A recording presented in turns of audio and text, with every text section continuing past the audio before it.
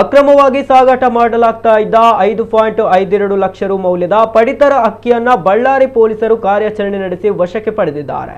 ಬಳ್ಳಾರಿ ನಗರದ ಸಮೀಪದ ಪ್ರದೇಶದಲ್ಲಿ ಅಕ್ರಮವಾಗಿ ಪಡಿತರ ಅಕ್ಕಿಯನ್ನ ಸಂಗ್ರಹಿಸಿ ಬಳಿಕ ಲಾರಿಯಲ್ಲಿ ಸಾಗಾಟ ಮಾಡಲಾಗುತ್ತಿದೆ ಎಂಬ ಖಚಿತ ಮಾಹಿತಿಯ ಮೇರೆಗೆ ಪೊಲೀಸರು ದಾಳಿ ನಡೆಸಿದ್ದಾರೆ. ದಾಳಿಯ ವೇಳೆ ಲಾರಿಯಲ್ಲಿ ಸಾಗಿಸ್ತಾ ಇದ್ದ ಪಡಿತರ ಅಕ್ಕಿಯನ್ನ ವಶಕ್ಕೆ ಪಡೆದು ಲಾರಿಯನ್ನ ಜಪ್ತಿ ಮಾಡಿದ್ದಾರೆ. ಅಕ್ರಮ ಅಕ್ಕಿ ದಂಧೆಕೋರರ ವಿರುದ್ಧ ಪ್ರಕರಣ ಕೂಡ ದಾಖಲಾಗಿದೆ.